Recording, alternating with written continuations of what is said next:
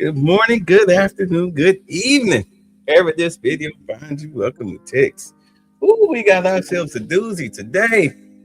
I went through the summary of this video because I didn't watch it and get a chance to see what was popping, but I caught up. I was like, let me see the summary. What's up, Lewis?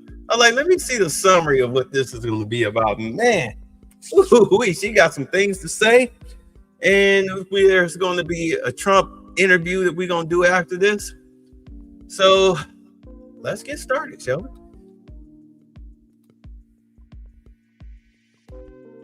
Wow, we have a very packed room here today. Thank you all so much for showing up and for joining. I apologize for the delay. The president and I were watching the press conference about the search for Savannah Guthrie's mother, which is just a heartbreaking situation. The president, as you all know, spoke directly with Savannah yesterday and told her that the federal government is here to help. Any requests that are made by state and local officials in the search of Miss Guthrie will absolutely be accommodated. I spoke with the FBI directly about that today as well. And our hearts and our prayers are with Savannah and her entire family as they search for her dear mother. I also have a quick scheduling announcement. You know what?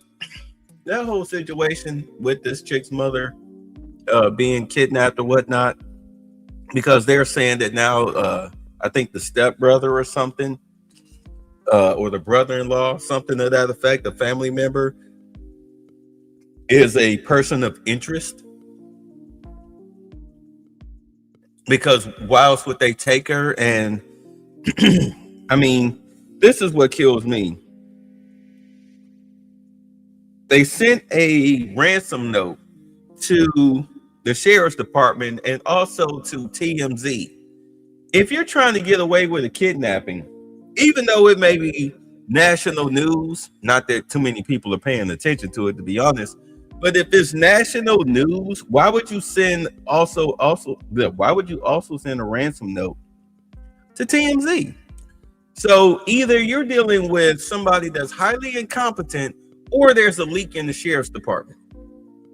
And I checked, like the news chick, she's hidden her political affiliation, but her mother is an outspoken Democrat. So it makes you wonder, is this financially related to the family, or is it politically motivated due to the news? We'll find out eventually. And the mother's on a pacemaker. She's got heart medications and everything that she has to take. If they don't find that woman probably within the next 48 hours, she probably won't make it. She probably won't make it unless the kidnapper took her medications. For all of you, tonight at 7 p.m. during prime time, President Trump, Dr. Oz, and National Design Studio Director Joe Gebbia will officially unveil Trump RX, a state-of-the-art website for American consumers to purchase low-cost prescription drugs.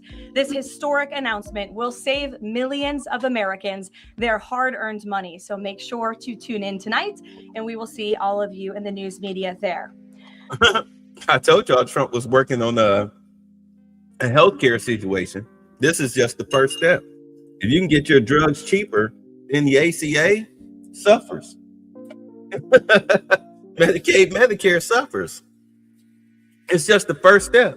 I mean, you saw what was going on last night when I showed the chips.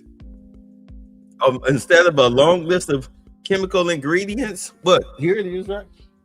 I don't know. I think I ate that bag. But yeah, it was just chips, soybean, oil, and crunchiness. President Trump promised to restore law and order to the United States of America, and newly released data proves he is delivering overwhelmingly on this promise. A study from the Council on Criminal Justice shows that the murder rate across America's largest cities plummeted in 2025 to its lowest level since at least 1900.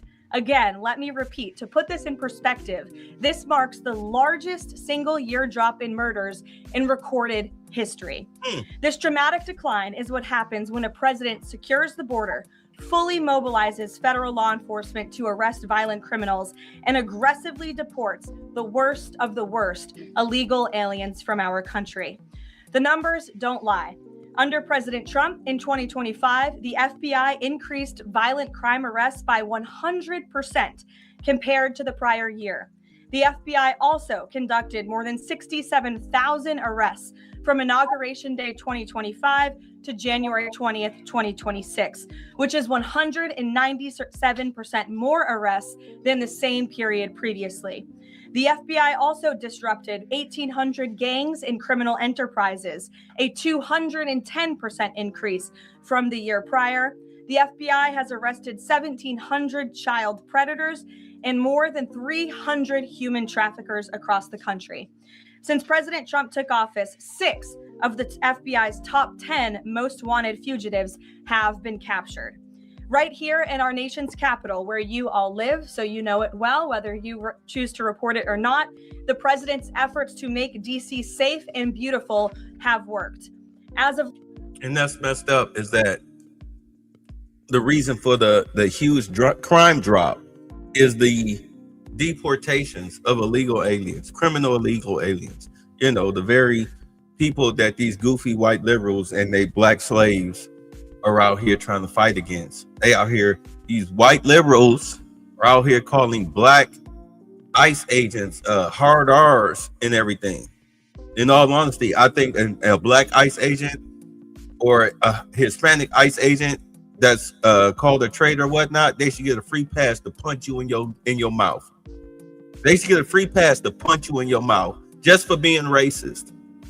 Just to let you know that no, racism will not be tolerated. You're not going to call me a hard R and I'm just going to sit there and take it. I'm going to knock your teeth down your throat. And Tom Homan's going to back me up on that. Since you know you're the party of tolerance. Like you're nothing but the descendants of slave masters and overseers and poor white trash. That's why you're so poor. You got to get out here and get paid to protest. Last week, DC homicides were down 62%.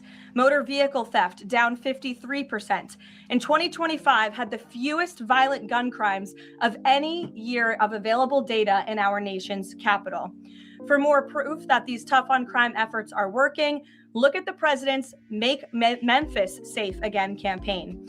As of last week, there have been nearly 5,600 arrests made, and aggravated assaults are down 53%. Before she continued, speaking of which, Brandon Johnson, that goofy, uneducated.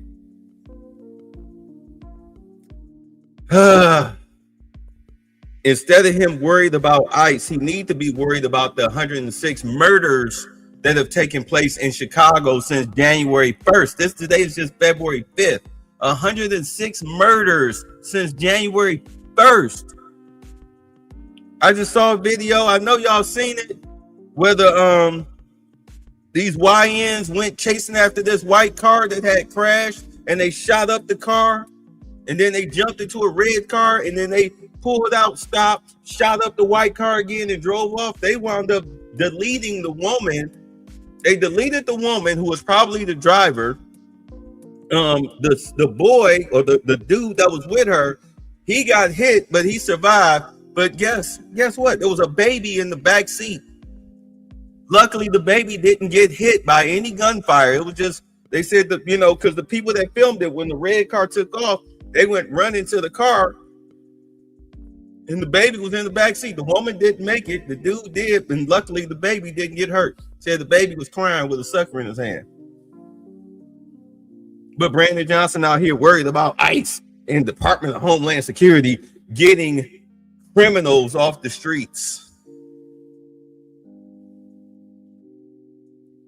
But you know, he black though.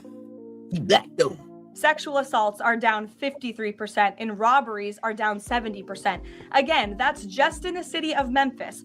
Yeah, that was the Chicago incident. I'll pull it up if I can. If I'm allowed to show it, I'll pull it up. 5,600 arrests have taken place because of this president and his Homeland Security task force that has surged into Memphis at the request of both the governor and the mayor in that city. A Democrat mayor, I will add. These are the results that can happen when Democrats and Republicans, when the federal government and state and local officials work together. And that's what Trump wants to see to improve public safety across our country. When you have a leader like President Trump who empowers good cops to be cops and to arrest bad criminals, American communities will become safer. Many of the media outlets in this room have expressed shock and confusion at these remarkable statistics. The New York Times declared that, quote, "No one knows for sure what's behind the staggering drop in the murder rate. The reason is very clear. It is President Trump's leadership and his unwavering commitment to law and order. The drop in crime is more proof that all that is required to improve public safety on our streets is a leader with the will to do what is necessary to protect law-abiding American citizens." I'm gonna pause it. I'm gonna show y'all right now. This is what happened.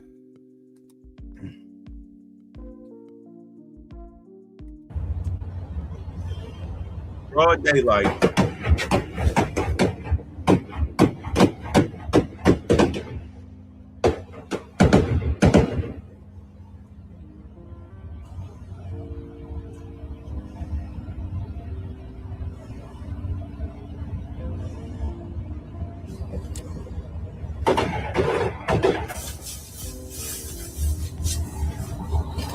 AK. But you know, we gotta stop ICE. I'm signing executive orders where ICE can't park in parking lots. I'm going to tell the police to document, follow ICE around and document and try to get any crimes that you think that they've done and give it to the DA. And we're going to get the DA to press charges on ICE officers. That's his focus. That's y'all black mayor's focus. As he tries to steal your homes out from up under you. The terror and chaos that was unleashed under Democrat rule is a choice. It's a choice to put violent criminals ahead of innocent Americans, a choice to force us all to live in fear because of soft on crime, liberal politicians, prosecutors, and judges who lack the basic willingness to do their jobs and put dangerous people behind bars. On November 5th, 2024, the American people made a resounding choice that they've had enough of that, and that's precisely why they reelected President Trump. But don't worry about it, because the police officers and the DA said, we ain't doing that. Like, man, you can go intercourse yourself. We're not doing that. You do it. How about here? We'll give you a pad and pen and keys to a car. Go on out there and you do it. You waste your time doing it. The hell out of here with that. So even as Democrats and the liberal media are engaged in hysteria about this administration arresting and deporting violent, criminal, illegal aliens, the undeniable truth is that deporting these individuals is one of the primary reasons why America's streets are safer today than they were 1 year ago when President Trump assumed office. Former President Biden and the Democrats left our borders wide open, and President Trump and the brave men and women of ICE are removing these dangerous criminals. So here are just a few recent examples. Number one, a Venezuelan national and active Tren de Aragua gang member with a rap sheet including homicide, assault, child cruelty, domestic violence, and property damage. This is an individual I can assure you not a single one of you in this room would want in your neighborhood, whether you admit it or not. He entered the U.S. in 2022, and he was released into our country by the Biden administration. He is no longer here, thanks to President Trump. An El Salvadorian national and known MS-13 associate, previously convicted of homicide, conspiracy to commit homicide, and kidnapping, arrested for arson, battery, armed carjacking, and assault. He entered illegally in 2016, was released by the Obama administration, and ICE just arrested him on January 8th, 2026. This example shows you how many criminal illegal aliens have been roaming American streets freely because of a lack of attention to this matter from the previous administration, and President Trump is cleaning up their mess. Keep in mind, these are the people that, pretty and good are out here defending. This is what paid agitators, they're out here trying to keep these people in the country, paid agitators and dumb fudgers, I'm trying not to curse, manipulated idiots are out here trying to keep these people in the country. You even got people saying they're not arresting criminals. That's fake. On CNN, people like Bakari Sellers and them, you know, the unhireable crew. They think this is a conspiracy. A Cuban national and blood gangs member convicted of multiple homicides and robbery. ICE arrested him on October 27th and removed him on January 6th, 2026. Arresting and deporting these types of illegal criminals is precisely what the American people voted for. And despite desperate recent attempts by Democrats and those in the media to undermine the president's deportation agenda, these efforts are failing. Brand new Harvard-Harris polling shows overwhelming support for President Trump's efforts to protect law-abiding citizens from criminal illegal aliens. Nearly 8 in 10 Americans say criminal illegal aliens should be deported. A solid majority also support deporting all illegal aliens, regardless of additional crimes. And more than 2 in 3 Americans back the Trump administration's common sense requirement that state and local officials cooperate with federal authorities and work to hand over criminal illegal aliens in local jails for swift deportation. Finally, to prevent another invasion of millions of illegal aliens from happening again, President Trump and Secretary Noem delivered the most secure border in American history. 0 illegal aliens were released into our homeland over the past 9 months. This is a truly remarkable achievement. Again, 0 illegal aliens released into the country in 9 months. This is staggering, and it deserves more attention from all of you. Overall, Customs and Border Protection recorded the lowest total encounters in agency history. Daily encounters have fallen by 95%, averaging just 250 apprehensions at the southern border a day. This is compared to over 5,100 daily apprehensions during the Biden years. It's a night and day difference because we finally have a president who enforces the law and lets our law enforcement do their noble jobs of protecting our homeland. When President Trump campaigned on making America safe again, this is exactly what he meant, and the numbers and the results speak for themselves. With that, I will open it up to questions today. We're going to start with Daniel Baldwin from One America News, who is here religiously covering the White House beat every day. So it's good to see you in a chair instead of standing up today, Daniel. Thanks for being here, and why don't you kick us off? Thank you, Caroline. It's an honor and a privilege to represent One America News in the new media seat. First question on that. Before you ask that, it's funny how you have a sour lemon and his cronies like Chris Cuomo talking about, oh, Trump is trying to destroy the media. Oh, fascism. But yet all up and down this press pool, you have people like him who are independent journalists like Nick Shirley, who are out here doing the FBI's job for them. Doing the FBI's job for them by exposing fraud in all of these states. But you know, Trump is trying to control the press. He's trying to suppress us. No. He's just not funding morons. In fact, he's funding none of these people. You either do your job as a journalist and get the scoop, or you don't. But he opened it up to everybody. Hence this channel. DHS funding bill. Funding runs out in the better part of 8 days or so. Democrats, at least verbally, are very dug in. What does the White House believe their end goal is when it comes to this funding fight, when it comes to immigration policy at large? What is their end goal when they're dug in a position like this at this point in time? Well, the president has 2 end goals. One is to obviously keep the government funded and open, and that includes the Department of Homeland Security, which does not just touch upon ICE and Border Patrol, but also FEMA, the United States Coast Guard, the United States Secret Service. These are brave public servants who work to protect our homeland. The president wants these individuals to get paid. Secondly, when it comes to any discussions about immigration policy, the president is never going to waver in his commitment to allow immigration enforcement efforts in this country and to support ICE and Border Patrol and the deportation of illegal alien criminals.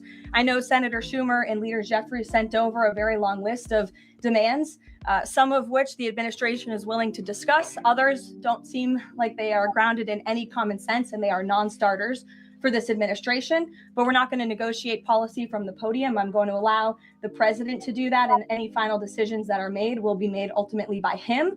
But rest assured, he is never going to allow law enforcement in the jobs that they do, the important jobs that they do, to be undermined. Secondly, I guarantee you what they're talking about is the demasking and handling criminals with kid gloves. Oh, and also the warrants, going to a judge for the warrants. In fact, it's so wild with them trying to do due process for illegals that one lady who worked in immigration, she was an immigration lawyer, she quit.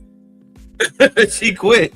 She quit right in the middle of court. It was too much. They gave her like 85 cases. And it's like, no, y'all wanted due process. You wanted to do due process, you little bleeding heart liberal. Yeah, they didn't get due process in. They don't get due process going out. End of discussion. Stop trying to fight for people who shouldn't be here. It's like somebody living in your house rent free, and you're trying to fight to keep them there. You're fighting to keep them there. Your friends are telling you, hey man, that person got to go. No, they gotta stay. And then you're so fed up with the bills being so high and all of the crazy stuff that they do in your apartment that you just leave your apartment. You just quit your apartment instead of just kicking them out. Insane. Karoline, the Department of Homeland Security put out a tweet about a part of an hour ago alleging that an illegal alien was involved in a major car wreck in Indiana, killing 4 people, and they allege that the suspect in question came in under the CBP-1 app under the Biden administration and received a commercial driver's license from the state of Pennsylvania.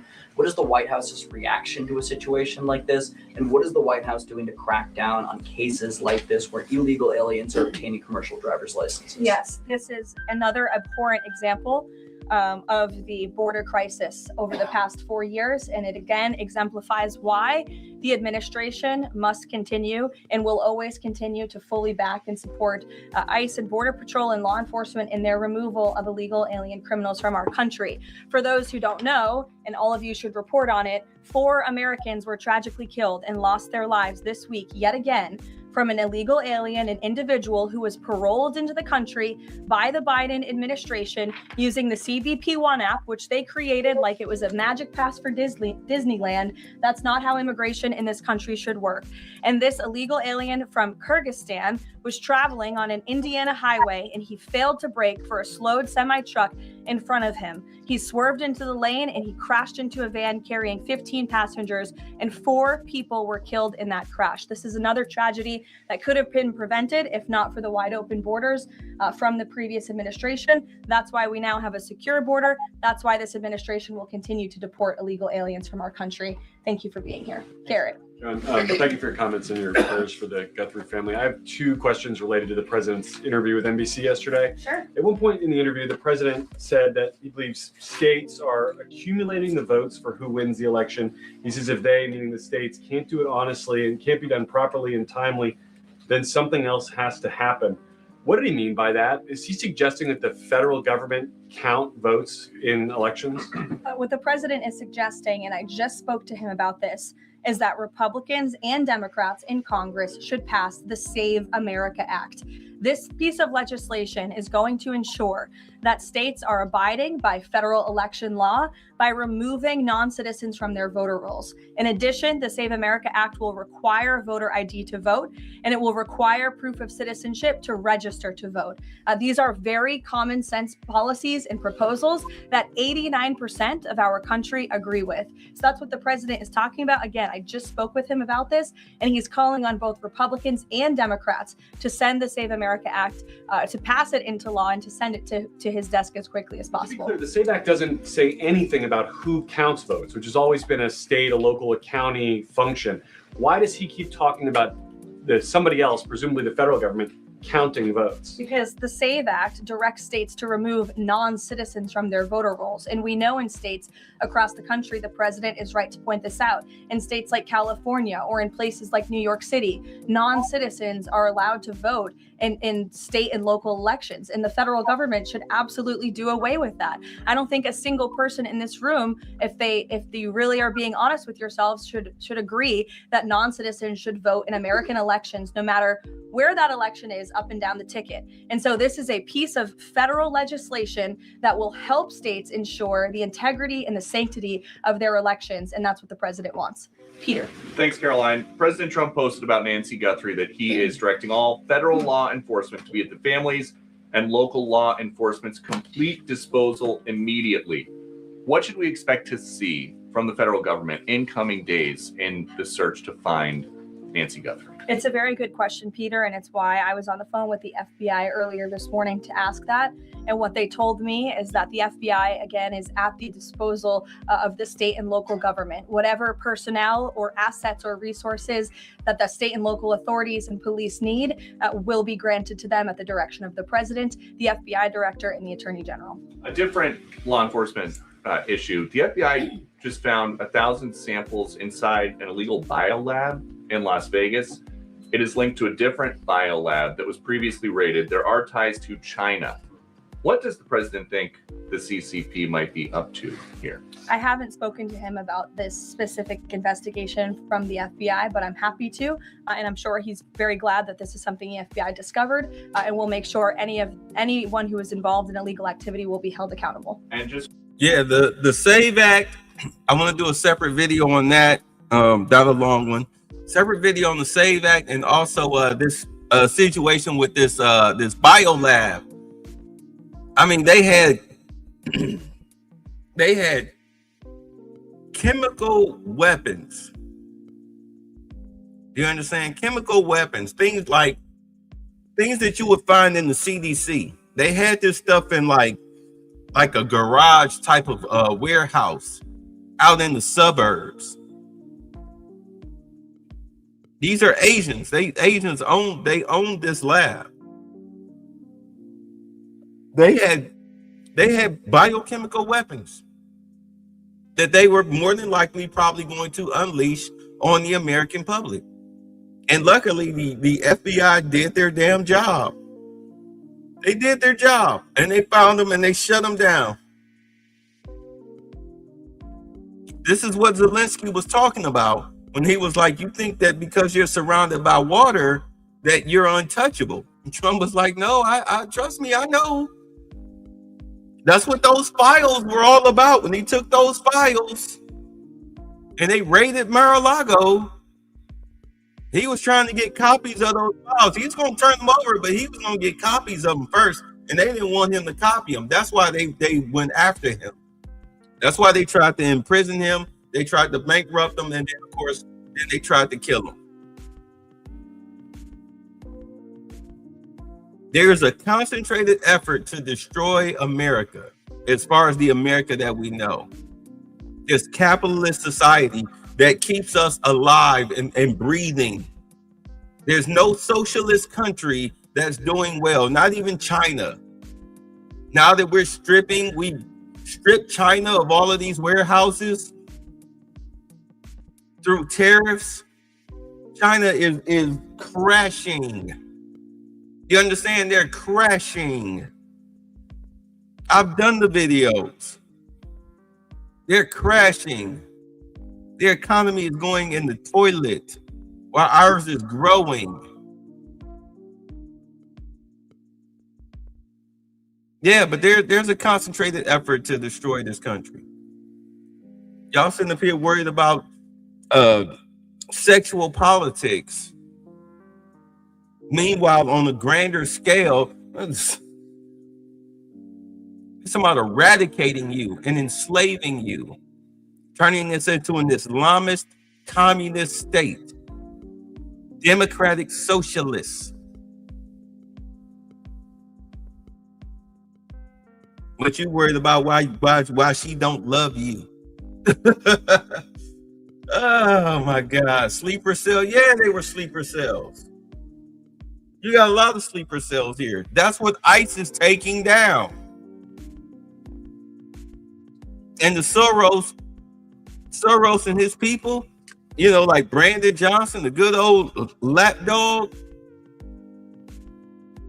and these useless liberals who are multimillionaires off of taxpayer funds with their fraudulent companies, they're in on it. One more about this weekend. At the Mar-a-Lago Super Bowl party, after the first two quarters, are the TVs going to be on the halftime show with Bad Bunny or the halftime show with Kid Rock? I think the president would much prefer a Kid Rock performance over Bad Bunny. I must say that. Jennifer. On the nuclear arms pact, we saw the president's post on that. Yes. But can you say, is there a temporary agreement with Russia to stand by the terms of the New START treaty while negotiations are happening? Not to my knowledge. Again, to your point, Jennifer, I just do want to reiterate exactly what the president said. He wrote just moments ago, the United States is the most powerful country in the world. I completely rebuilt its military in my first term, including new and many refurbished nuclear weapons. I also added Space Force and now continue to rebuild our military at levels never seen before. We are even adding battleships, which are 100 times more powerful than the ones that roamed the seas during World War II. The Iowa, Missouri, Alabama, and others. I have stopped nuclear wars from breaking out across the world between Pakistan and India, Iran and Israel, and Russia and Ukraine, rather than extend New START, a badly negotiated deal by the United States, which I will add was renegotiated under former President Barack Obama, aside from everything else, is being grossly violated. The president wants to have our nuclear experts work on a new, improved, and modernized treaty that can last long into the future. And that's what the United States will continue to discuss with the Russians. Leisure. Thank you, Caroline. Sure. Did President Trump himself ever ask DNI Gabbard to head down to Fulton County, Georgia? The president was asked and answered that question just yesterday. I've seen a lot of the media in this room get very caught up with the semantics of why Tulsi Gabbard is there. I will tell you why, and the president agrees with this, because election security is essential to national security. And as the director of national intelligence, it is a part of Ms. Gabbard's role to make sure that American elections are free of foreign interference and that American elections are safe and secure. And so the ODNI director is working with the FBI on this effort, and the president wholeheartedly supports both Kash Patel and Tulsi Gabbard in ensuring that American elections are safe, are secure, and are free of foreign intervention. Y'all will not believe what they found down here in Fulton County concerning election interference. Because, the voter rolls, you have to have an address if you're on the voter rolls. And Nick Shirley style had a guy down here. I think he's a House representative here in Georgia, where there were multiple occupants, voter registrars, like over 10. There were over 10 at an address. He went to these addresses. One of them had like 100 people, 147 people signed up to vote. It was a mail drop. Now, keep in mind, it's supposed to be a house. It was a mail drop. You had one that had, I think, I got these numbers wrong, but I'll show the video. We're gonna do it. I'll deal with it tomorrow. One place had like 40 something people signed up to vote. It was an abandoned house. And what was going on, what he said what was going on was that they had the scanners. You know how you scan the barcode to count the vote? They said that they were just scanning the same barcode like 10 times. 10 times and then throwing it in the pile. This is why those people down here in Georgia was flipping out when the FBI came and raided that voter polling spot. Where they took the mail-in ballots. They went specifically for the mail-in ballots because that's where the fraud was located at. Tulsi Gabbard got off TV and started doing her goddamn job. And boy, has she been doing her damn job. There's going to be a lot. I mean, this is like the accountability presidency. We'll see if people actually go to jail or not. I mean, some people have been going to jail. Some people have been arrested. Some people are on trial. Some people have been convicted. But we'll see just how deep the rabbit hole is going to go with this.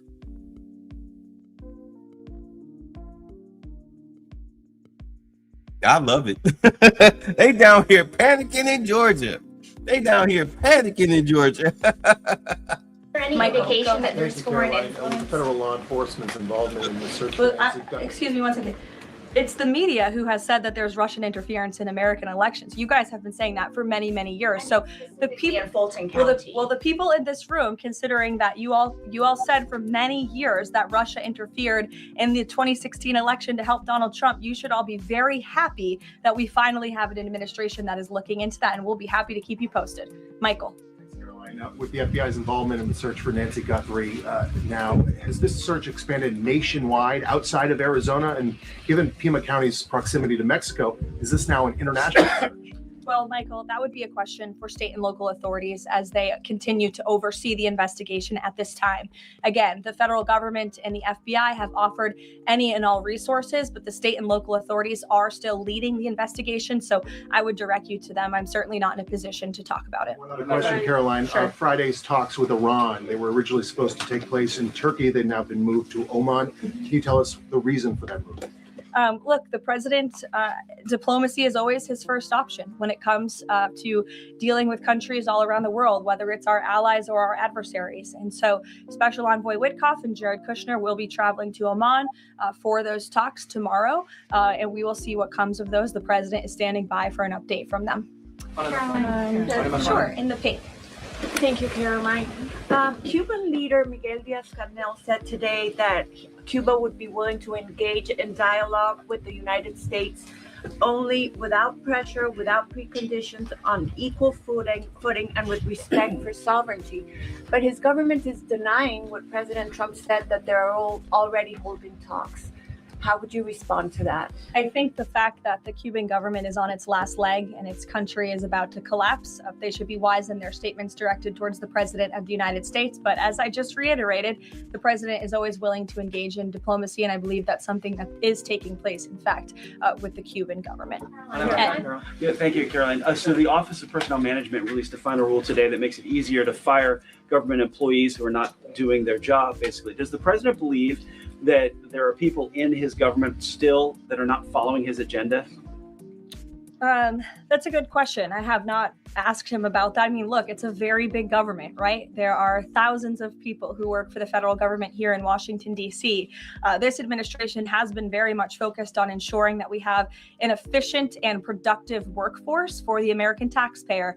There's not a day that goes by where we don't show up and realize we are public servants working on behalf of the American people, and everybody in the federal government best have that mindset, or they won't be welcome to work for this administration. So I think it's a good thing that the Office of Personnel Management put this rule out. I think if people aren't doing their jobs, if they aren't showing up for work, if they're not working hard on behalf of this president, they're not welcome to work for him at all. The New York City mayor is dealing with a $12 billion budget deficit. If he texted President Trump, would the president bail him out? Leave that answer to the president himself, Ed. Kristen, go ahead. One more follow-up on Nina Gabbard. You've said that the president supports the fact that she was there, but last night when he was asked about it, he said he didn't know why she was there. He didn't say that he directed her. Can you clarify on that? Did she go by herself and he learned later and supports it? Well, did you look at the full entirety of his response? I was in the room for that NBC interview, Kristen, and he just said exactly what I told you, which is that election security is essential to national security. We need to ensure that our elections are free and are fair and are free of foreign interference. And he spoke about how Ms. Tulsi Gabbard is involved in that effort. So you're taking like the first three words that he said to one question and not looking at his entire response. On what you said about foreign interference, you talked about 2016 and Russian interference, but what we've learned from these Georgia officials is what was seized by the FBI were ballots from 2020 in this Fulton County election center. Do you have any evidence that there was international interference in the 2020 election in this election center. What I do have evidence of, and what the media seems to be undermining, is why Tulsi Gabbard is there in the first place. And I would point you again to federal law that clearly assigns the DNI and the office with the statutory responsibility to lead counter intel matters related to election security. This includes assessing risks to election voting systems, software, voter registration databases, and more, and analyzing foreign interference. And the ODNI is responsible for supporting the White House interagency action to secure our elections through intel analysis and vulnerability assessments. And they should be routinely collaborating with agencies like the DHS, the DOJ, and the FBI. So as for that question, it would be better suited to ask the Director of National Intelligence herself in her office. But what I'm telling you is that it is more than appropriate. In fact, it is Tulsi Gabbard's job to ensure that our elections are safe and secure. And that's exactly what she's been doing on the ground in Georgia. And I don't understand why anyone in this room, considering you're all American citizens, I believe, and like to vote in our nation's elections, should have any problem with that whatsoever. Yeah, I mean, you listen to the way it's not the questions themselves, it's the way that they present the questions. It's almost like they're upset that fraud is being investigated, or that there's an investigation concerning fraud. They're literally upset. They sound mad, like it affects them personally. What is wrong with these people? No. Thank you, Caroline. The president said that the administration should take a softer approach on immigration enforcement. He's also suggested for months that some migrant workers should be spared from these raids based on what they're doing. Is the administration going to continue to conduct large worksite raids as it seeks to target violent criminals? And can you clarify, is the federal government going to continue doing these deportation operations in blue cities where authorities say they don't want them? Well, first, again, to the president's answer yesterday, the full context of his answer was that he'd like to see a softer touch, but we are always going to remain tough. That softer touch the president is referring to is that cooperation that is necessary between state and local authorities and federal government authorities to ensure that we can continue deporting illegal aliens from our communities without tons of agents having to go after one illegal alien. If the states and the local governments just turn over their illegal aliens to ICE at jails, as they should be doing, it requires one agent to deport that one illegal alien who can then go on their way to their home country in a peaceful manner. The escalation that we've seen take place in Minnesota is a direct result of the refusal of state and local officials to cooperate with the federal government and with ICE, which has led to these hostile and dangerous environments. And so we don't want that. Again, the president wants direct cooperation, and that's what he was referring to. As for worksite raids, I don't broadcast any future action that may or may not happen from the Department of Homeland Security. But again, the president's focus and the administration's focus is on targeting illegal alien criminals, especially those who have committed heinous crimes in our country, as evidenced by the few illegal aliens that I just shared with you here today. Will ICE and Border Patrol avoid going to other blue cities where the local officials are saying, we won't work with you, we don't want you here? Well, first of all, those local officials should be wanting to work with ICE. Why would any official, whether you're a Democrat or a Republican, want murderers and predators in your city? It makes zero sense. It's an untenable position. The only reason Democrats are taking that position now is because their entire party platform is just anti-Trump. It makes no sense for the American people. They should be calling this White House, they should be calling Secretary Noem, they should be calling Tom Homan, and they should be saying, we want to work with you to remove the worst of the worst criminals from our city. Please come here. So yes, ICE is going to continue to do their job in cities and communities across the country, but it certainly makes it much easier when we have that level of cooperation and corroboration at the state and local level. In places like Florida, where there has been the arrest of thousands, tens of thousands of illegal alien criminals. None of you talk about that, or none of you hear about that, because these operations are going seamlessly and peacefully. Why? Because there is an intimate cooperation between the state government and the federal government. And that's what the president wants to see in all 50 states. In the whites, yes. Hi, thank you, Caroline. over the weekend, President Trump said that he was giving a serious look at endorsing in the Texas Republican Senate primary. We know that Minnesota and Georgia also have competitive, crowded primaries. Is he giving those races a serious look as well? Well, I'm not allowed to speak from the podium on any future political endorsements the president may or may not make, but I know that he is watching all of these races across the country quite carefully. I won't get ahead of him on any potential endorsements. John. Thanks a lot, Caroline. Two questions for you about the continuing resolution that the president signed for the Department of Homeland Security. What would be the repercussions for all of the agencies under DHS if no agreement is reached on funding when that deadline approaches next Friday? Well, there will be grave repercussions for all of those agencies, but more importantly, frankly, for the American people who those agencies serve. And that's exactly what the president and the White House want to avoid.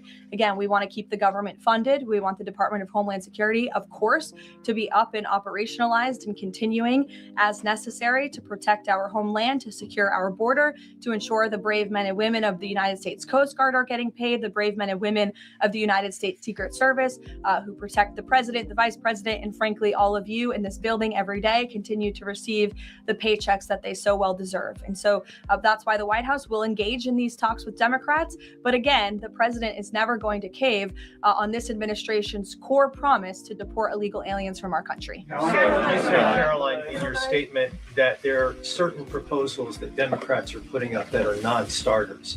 What are some of those non-starters? There are a few, and it's a very good question, but I won't negotiate from the podium. I know the White House will be engaged in direct, serious talks with Democrats on this important matter. Natalie. Thank you. In addition to launching Trump RX tonight, Trump has said that he wants to meet with insurance companies to lower healthcare costs. Do you have any update on when those meetings? Yes, he does want to meet with insurance companies. That meeting will take place. I don't have an update on when it will be on the schedule, but the purpose of that meeting will be to continue to negotiate with these companies to ensure that more money is going back to the American consumer. And you're all going to see that on full display tonight at 7 o'clock with the formal launch of Trump RX. I'm telling you, this is going to be a very cool and unique event. So everybody really should tune in. Can you clarify what the president said on the Diego Garcia deal? He said he didn't like it. Now again, he says he's for it. He spoke with Prime Minister Starmer directly. He understands Prime Minister Starmer's position and he supports it. But as the president reiterated in that statement, of course, the United States reserves the right to protect our assets. We still have a military base, of course, on the island of Diego Garcia. And so the president reiterated to the prime minister and to all of you that the United States will never waver, if necessary, in protecting our assets anywhere in the world, but including on Diego Garcia. And he supports the prime minister's decision. Just on that one, Caroline, can I ask you? Said that he's now seeking. John, I'll go to you after. The president said he's now seeking $1 billion from Harvard, considerably more than before. What changed here, and how are negotiations going?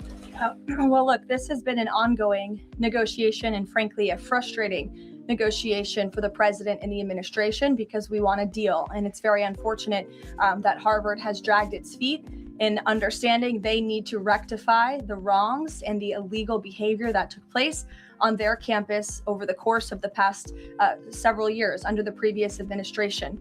And so the president wants a justified deal to correct for that criminal behavior that took place on their campus. He is now demanding $1 billion from Harvard University, and Secretary McMahon will be continuing to lead this negotiation and these talks. John. Caroline, thank you. You mentioned some polling earlier that was very compelling on deportations. Rasmussen came out with a poll today, said 75% of Republicans want all illegals deported. It seems like the conversation has shifted again to focusing only on deporting illegal aliens who are criminals. Is the president still committed to deportations of the 20 million illegals that came here under Joe Biden, or are you starting to see that back? Yes, and the president has always been committed to that, John, but we must prioritize, and the prioritization is on those tens of thousands of convicted criminals whom we know are still roaming our streets. ICE and Border Patrol and DHS have done a phenomenal job of removing tens of thousands of them. Actually, nearly 1 million people have been deported from our country over the past year, 2 million additional self-deportations. So nearly 3 million people have left the United States. But again, as you pointed out rightfully, Joe Biden and the Democrats allowed approximately 20 million people into our country illegally. So yes, of course, the president is committed to ensuring that America is and always will be a nation of laws. Thank you, Caroline. Steve Bannon recently said, quote, "We're going to have ICE surround the polls come November." Is that something that the president is considering? That's not something I've ever heard the president consider, no. Guarantee to the American public that ICE will not be around polling locations or voting locations in November? I can't guarantee that an ICE agent won't be around a polling location in November. I mean, that's frankly a very silly hypothetical question. But what I can tell you is I haven't heard the president discuss any formal plans to put ICE outside of polling locations. It's a disingenuous question. You know what? I wouldn't be opposed to it, Snowman. I wouldn't be opposed to it. I wouldn't be the least bit opposed to them putting ICE agents outside of polling centers, especially where, you know, in cities where, like out in California, New York, Chicago, Boston, Baltimore, Philadelphia, just to name a few, Portland, Oregon, just to name a few. But I think by come November, I think the problem will have pretty much kind of rectified itself, but I wouldn't be opposed to it at all. Caroline, I had two questions regarding DHS. The first one is, one of the Democrats' main demands for DHS funding was to demask ICE agents. Is this something that the president is even considering? Again, this is one of the specific points in the letter that went out by Senate Majority Leader Schumer and Hakeem Jeffries. I won't negotiate the individual points from the podium, but it is obviously something the White House will be discussing with lawmakers on Capitol Hill in the coming days. Is the administration concerned that the shakeup that we're seeing of DHS activity in Minneapolis could potentially embolden different obstructionist protesters around the country, as they now have a playbook on how to get ICE out of their cities?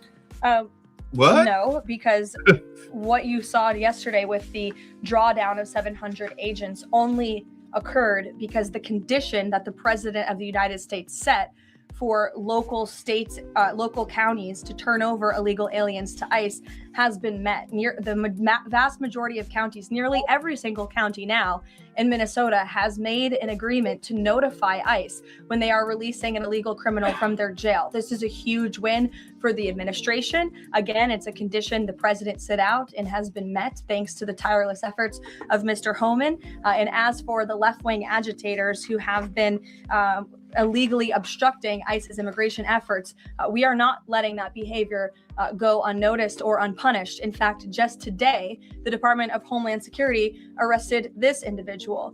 He is a self-proclaimed Antifa member who has been threatening, doxing, harassing ICE. He called for the murder of federal law enforcement officers. He encouraged bloodshed in the streets of Minnesota.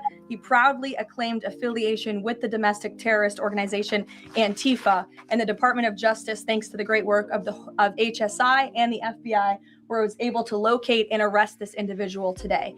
So we are committed to enforcing our immigration laws. We want that level of cooperation from state and local officials. And if people are illegally obstructing our federal law enforcement operations, if they are targeting, doxing, harassing, and vilifying ICE agents, they are going to be held accountable, like this individual here, who again is a self-proclaimed member of Antifa. He is a domestic terrorist, and he will be held accountable in the United States. She's talking about this guy right here. This guy right here. You see, they got him in the cuffs. Called Antifa Kyle has been arrested on federal threat and cyber stalking charges. He's the cross-dressing leftist terrorist who openly called for people to dox, assault, and kill ICE agents in Minneapolis. And of course, as you can see, you know, this is him, just like Alex Preddy. They love to cross-dress. Look, he got on a referee shirt with a leather mini skirt, stockings, knee-high stockings, and 6-inch heels, platform heels. This is, these are the people. These are the white males that are, this is who you have to contend with. If we had a civil war, these are the type of males that you would have to deal with. Not men, males. These mediocre, less than mediocre soy boys that talk tough online, but really can't bust a grape. He talked all that trash, but he went quietly, peacefully, like the little prostitute that he is. little peg boy. Just to follow up on Garrett's earlier question, I mean, you talked a lot about the SAVE Act. I know you spoke with the president about it before you came out here. The president has gone beyond that, though. He's talking about Republicans taking over elections. States are agents of the federal government. So just to be clear, is the president only calling on Congress to pass the SAVE Act, or does he want Republicans to go further than that before the midterm elections? The president is calling on Republicans, again, and Democrats to pass the SAVE Act. I will reiterate, requirement for voter ID to vote. That should be something that no American should oppose. In fact, we know that the vast majority of Americans support it. Requiring proof of citizenship to register to vote, which is not hard to do. We should be able to do that in this country. If you want to register to vote in the United States of America, you have to be a citizen in the United States of America. And this piece of federal legislation will direct states to remove non-citizens from the voter rolls. I just had a conversation with the president about it. John. Thank you, Caroline. I have two questions. Tariffs on South Korea. As you know, President Trump recently mentioned increasing tariffs on South Korea. When will the 25% tariffs increasing on South Korea begin? Secondly, what impact will this have on national security? Sure. I don't have a timeline for you on that, but I will make sure that our trade team here at the White House gets you an answer swiftly and promptly. John. Thank you so much, Caroline. Yesterday, President Trump, in the NBC interview, said that it bothers me that somebody is going after Bill Clinton. That somebody is the House Oversight Chairman, James Comer, a Republican. Why is the president bothered that they're investigating Bill Clinton and his Epstein ties? Look, I think that the president has respect for the former president of the United States, Bill Clinton. He said yesterday himself, they've shared a good relationship, and that's what he was reiterating in that NBC interview. Go ahead, Caroline. Can you tell us a little bit about the agenda for tomorrow's talks with the Iranians? What will be the focus of the discussions? Diplomacy moving forward. The president has obviously been quite clear in his demands of the Iranian regime. Zero nuclear capability is something he's been very explicit about, and he wants to see if a deal can be struck. And while these negotiations are taking place, I would remind the Iranian regime that the president has many options at his disposal, aside from diplomacy, as the commander-in-chief of the most powerful military in the history of the world. Washington Examiner, go ahead.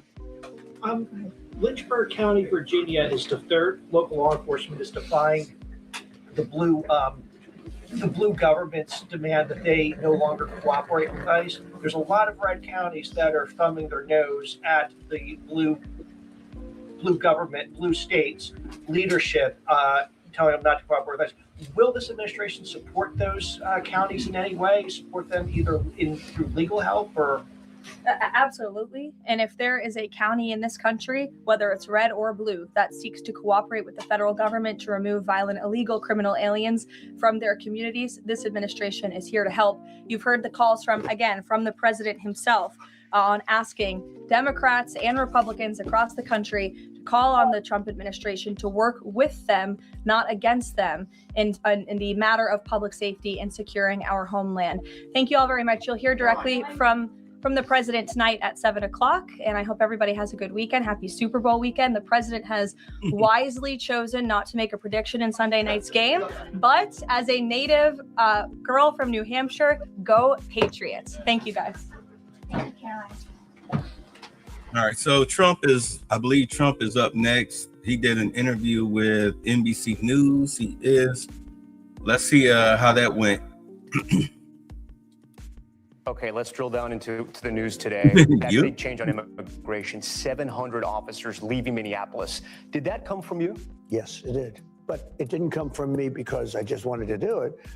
We are waiting for them to release prisoners, give us the murderers that they're holding, and all of the bad people, drug dealers, all of the bad people. We allowed in our country, I say 25 million people with an open border policy for 4 years under Biden and that group, the auto pen group, I call them. We allowed to come into our country people the likes of which no country would accept. And we're getting them out, but we've gotten a lot of them out. So crime now in Minnesota, crime now in Minneapolis is down. Crime in all cities is down. And you know why it's down? It's down because of us. It's down in Chicago by 25%, despite the fact that we are always dealing with these people, and they happen to be Democrats that don't know anything about crime prevention. Mr. President, speaking of Minneapolis, what did you learn? I learned that maybe we can use a little bit of a softer touch, but you still have to be tough. These are criminals. We're dealing with really hard criminals. But look, I've called the people, I've called the governor, I've called the mayor, spoke to them, had great conversations with them, and then I see them ranting and raving out there, literally as though a call wasn't made. We've done a great job everywhere. After the shooting of Renee Good, you said ICE made some mistakes. What were the mistakes? Well, look, I'm not happy with the two incidents. It's not, it's both of them, not one or the other. He was not an angel. And she was not an angel. You look at some tapes from back, but still, I'm not happy with what happened. Nobody could be happy, and ICE wasn't happy either. But I'm going to always be with our great people of law enforcement. ICE, police, we have to back them. If we don't back them, we don't have a country. You mentioned Renee Good and Alex Peretti not being angels. Do you think any of that justified what happened to them, though? No, I don't. It should have not happened. It was a very sad, to me, it was a very sad incident, two incidents. And, they mention the one now, they don't mention the other. Well, I think they were both sad. And who feels worse about it than anybody? The people of ICE.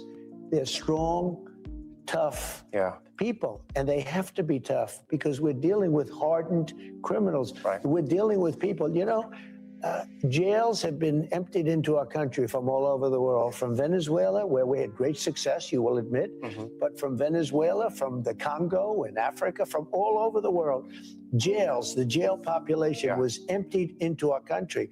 If we don't have strong people, you're not getting them out, and we're getting them out. Remember this, again, I say it again and again, we have record low crime in the United States. Nobody's been able to say that for 125 years. So I want to be clear because it sounds like there is a shift in immigration enforcement here, that there's going to be a shift after Minneapolis. What should Americans expect going forward? Well, one thing I say to my people, we do a good job, we don't get credit for it. I say they have to ask and they have to say please. When a city is going to ask and who has to say please? Or the governor. I don't want to go and force ourselves into a city, even if their numbers are terrible. Joe Rogan was one of your biggest endorsers in 2024. He said he understood the president's sort of plan to deport people here who are here illegally, but he also understands why critics compare ICE officers to the Gestapo asking people for their papers. What's your response to him? Well, look, first of all, he's a great guy. We had a tremendous success before the election. I think it was his biggest interview ever, and over 300 million people. It was very good. She didn't want to do it. She decided not to do it because she's not capable. But I spoke to him 3 days ago. We had a great conversation. And all I'm doing, I have to keep. Did he mention this to you? Did you guys talk about this, the ICE enforcement? Yeah. Just had a good conversation. I think he's a great guy, and I think he likes me too. Yeah. And, liking me isn't important. What happens is that I think we do a phenomenal job, but I don't think we're good at public relations. What does that mean? You've said that a couple times now. What do you mean by that? We don't sell the great job that we're doing. Okay, let's talk about the midterms. You've recently suggested nationalizing elections. What do you mean by that? And I didn't say national, I said there are some areas in our country that are extremely corrupt. They have very corrupt elections. Take a look at Detroit. Take a look at Philadelphia. Take a look at Atlanta. There are some areas that are unbelievably corrupt. I could give you plenty of more too. I say that we cannot have corrupt elections. If we have to, if they don't straighten it out. As an example, voter ID. Why don't the Democrats want voter ID? You know who does want voter ID? Democrat voters want it, but Democrat politicians don't. Why don't they want it? Because they want to cheat on elections. Can you imagine if I were a politician and they asked me, do you want voter identification? And I said, no, there's no way you could win that debate. But even the Democrats don't want voter ID. If they don't want voter ID, that means they want to cheat. We can't allow cheating in elections. Now, if we need to put in federal controls as opposed to state controls, remember this, they're really an agent. They're really accumulating the votes for who wins an election. If they can't do it honestly and it can't be done properly and timely, then something else has to happen. Will you trust the results of the midterms if Republicans lose control of Congress? I will, if the elections are honest. Look, I want the last one that wants to complain. I just had a great election. They say one of the greatest elections, you will agree, ever. Won all 7 swing states. Won 84% of the counties in America. That's why the map is all red. We just had a great election. I believe there was cheating. I think there was cheating. Well, speaking of counties, what are you doing in Fulton County? It was too big to read. Speaking of counties, what is happening in Fulton County? I'm not doing anything, but the FBI went in because it's been under I guess, review for years. The cheating that took place in Fulton County and in that particular Nobody knows state. what's in the warrant. Well, you're going to find out. Look, why would anybody be upset that they went in and they got the ballots, I guess, right? Again, they did this. That's been under review and under investigation for 4 years. And now they got a court order. You know, they got a court order signed by But nobody knows what a the evidence respected but liberal Yeah. judge signed a court order allowing them to go in and pick them up. Well, you're going to know what the ballots say because they're right now inspecting the ballot. I'm not involved in it, but they are inspecting and checking the ballot. Why is Tulsi Gabbard there? I don't know, but you know, a lot of the cheating comes from it's international cheating. You have people, they say, from China trying to. You put this on let me ask True you, Social. do you think China tries to influence our election? We know that foreign governments try to influence a lot of things in this country. Therefore, she's foreign governments. But she's tweeted out some theories about Italians and satellites. I mean, do you believe that stuff? No, I didn't cheat. I sometimes will read truth. Yeah, I will read truth. But let me ask you this. If China or any of these countries are involved in our elections, that would bring her into it. And everybody knows that Russia, they talked about Russia, it turned out to be a hoax. It was Hunter Biden, it wasn't Russia. Look, we have to have honest elections. Yeah. There should be nothing wrong with the fact that they went in, got ballots from a while ago, and they're going to look at them. And now they're going to find out the true winner of that state. And you know what? If there was cheating, which there was, but if there was cheating, it should be found because we can't let it happen again. Will you endorse in the 2028 presidential primary? I hadn't even thought of it, but probably, yeah. I mean, I'd be inclined to. I have great people. We have a great bench. We have a lot of people. But yeah, I think so. You've suggested that J.D. Vance, Vice President J.D. Vance, and Secretary of State Marco Rubio would be a tough ticket to beat. Who should be at the top of that ticket? Well, I don't want to get into this. We have 3 years to go. I don't want to, you know, I have 2 people that are doing a great job. I don't want to have an argument with, I don't want to use the word fight. It wouldn't be a fight. But look, JD is fantastic and Marco is fantastic. How are they both different? doing a How are they great different? job. And I do think. You know what? I mean, they're just speedballing, shooting through this or whatnot. But I mean, when it comes to the 2028 presidential election, I think it really wouldn't matter, be it Vance or Rubio. I can see Vance is more suave. He's more suave and a lot more under control, emotionally stoic than Rubio. But do understand, Rubio's biggest thing is that he can deal with the world stage. Seeing how, you know, what he's doing now. The dude is wearing many hats, dealing with all of these different countries across the globe. Rubio is the most experienced president as far as presidential candidate that is coming down the pike. He is definitely the most experienced. But I think the people would more so like J.D. Vance simply because of his background, coming up in the trailer parks of Youngstown, drug addicted parents. You know, I mean, he's got the whole Malcolm in the Middle experience going on with himself. So people will find him more relatable because he came from trash. He came from nothing. You can't there's no dirt on him. There's no dirt on Marco Rubio. It's really a coin flip as far as who would be president/vice president. But in all honesty, I would say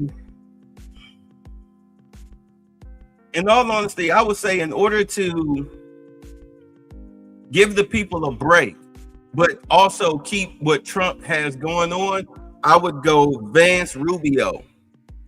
Vance with Rubio as the VP.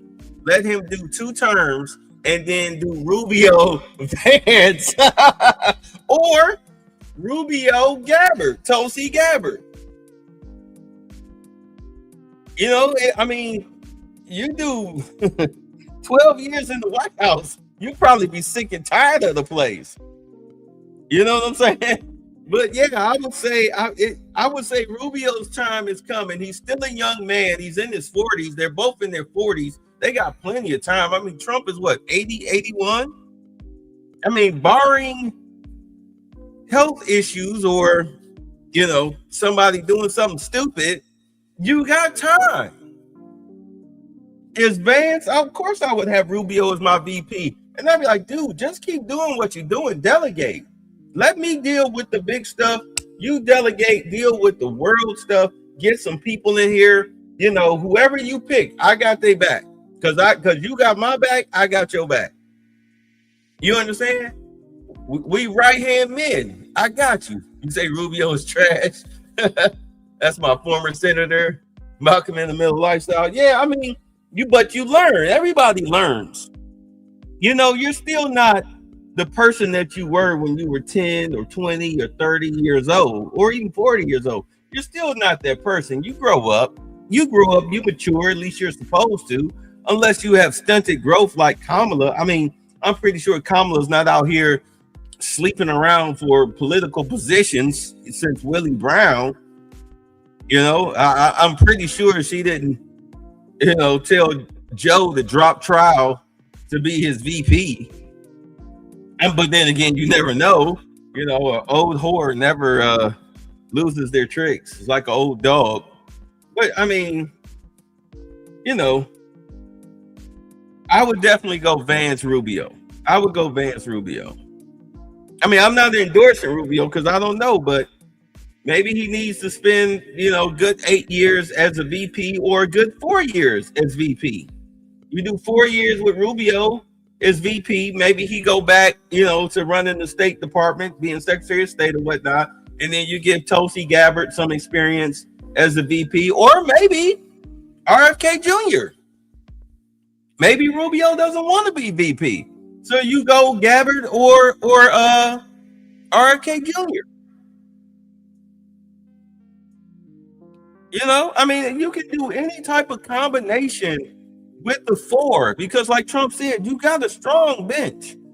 I don't see Gavin Newsom or AOC or Jasmine Crockett or who else is calling themselves trying to run for presidency in the Democratic Party. Stephen A. Smith. I mean, who did the Democrats got? Who do they have? They need to steal another election in order to win, because there was no way in hell Joe Biden was going to beat Donald Trump in the election. They had to steal it. You say there are only 3 states of being. You either progress, you either regress, or you remain static. But you gonna do one of the 3, right? Yeah, you're right. You got to do one of the 3. Some people, they remain static. They just stuck. You see a lot of people that are stuck. You see it right here on YouTube. A lot of people are stuck. You know, they've been producing the same content for the past 5-6 years with no growth. You know, low IQ, low brow garbage.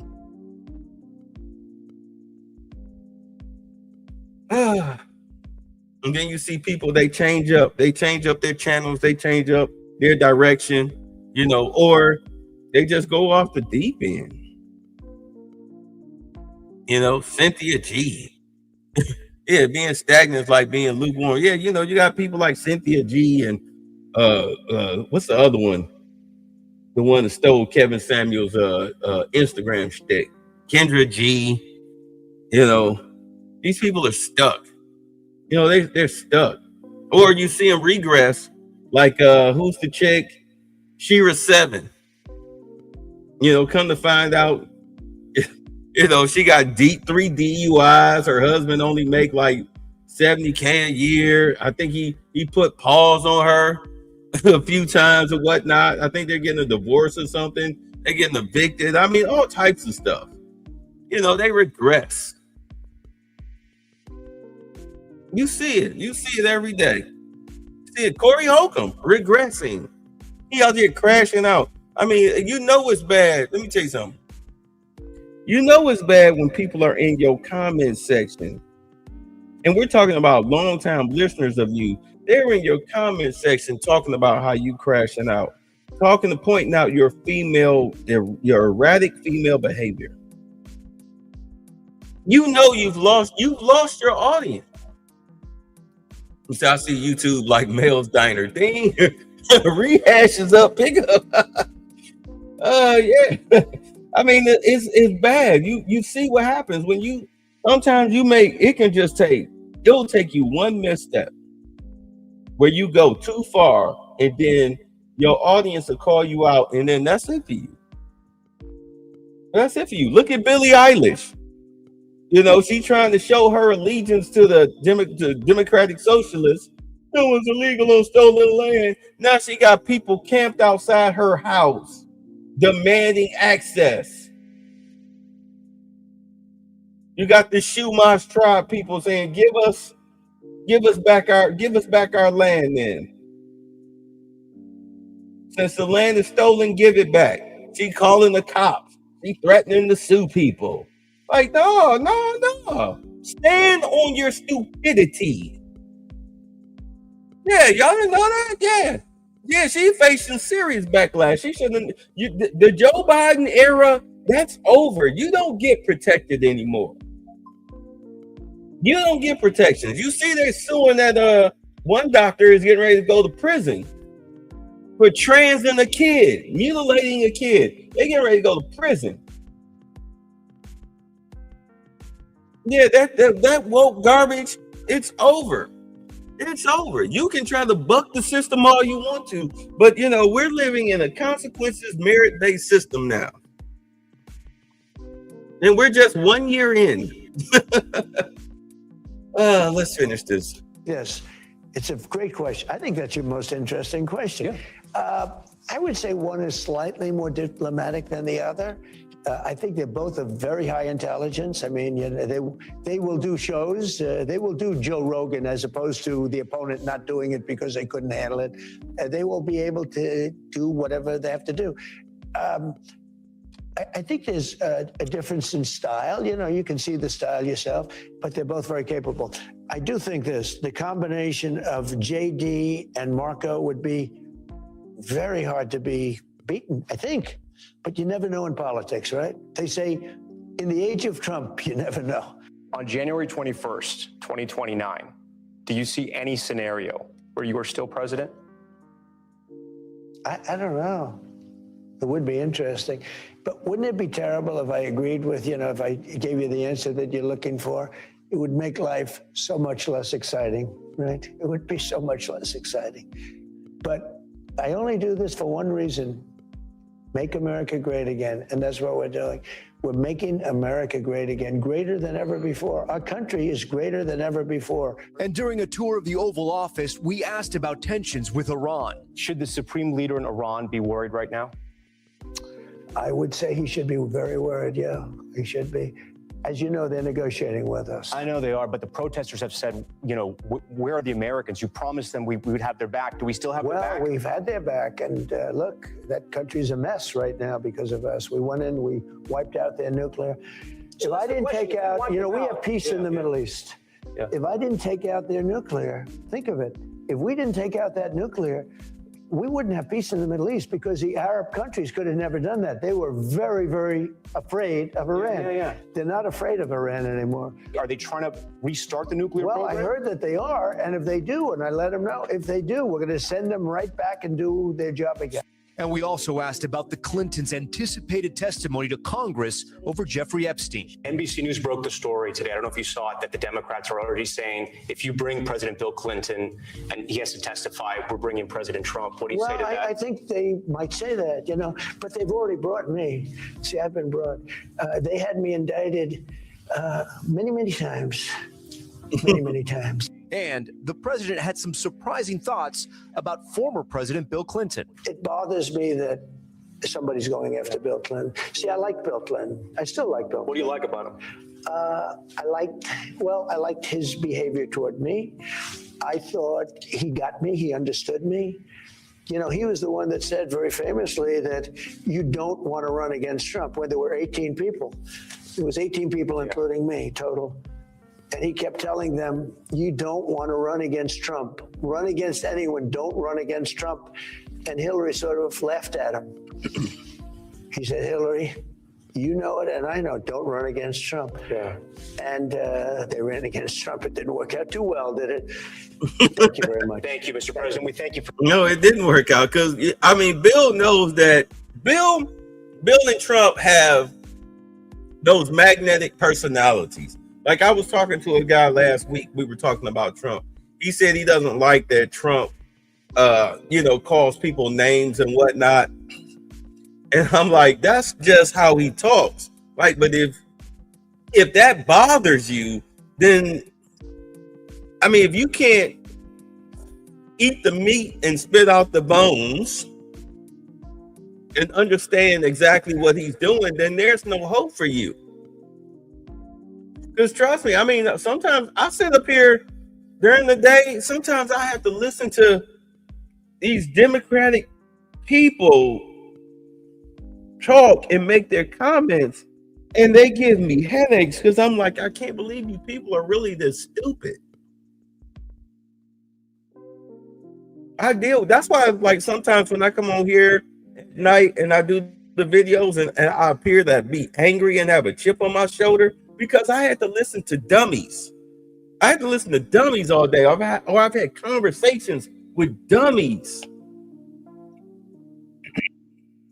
And it irks me that people can be so dumb. And I get it. There's no monolith of thought. But when you're arguing facts and logic with people who are arguing with feelings and emotions, you feel like you're arguing with a child in an adult body. And to me, that just doesn't compute. So I start short-circuiting. Trump got to fall back on the Big Macs. That's just New York speak. You say, have you seen those regret videos from trans kids? Yeah, the one girl who was she was in Congress, she sued and won. She won her settlement this week, $3 million against the medical field, the doctor that did her surgery. And in all honesty, every doctor that trans the kid,